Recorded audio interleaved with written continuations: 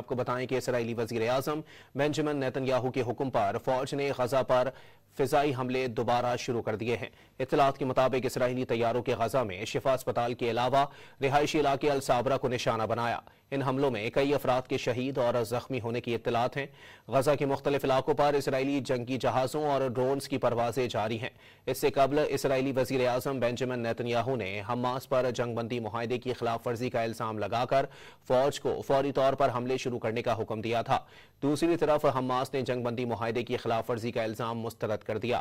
Hamas کا کہنا ہے کہ اسرائیل غزہ میں جارحیت کے لیے جھوٹا جواز پیدا کر رہا ہے۔ اسرائیل کی جانب سے غزہ میں لاشوں کی تلاش میں بھی رکاوٹ ڈالی جا رہی ہے۔ حماس نے ثالثی ممالک سے صورتحال کا نوٹس لینے کا مطالبہ کیا ہے۔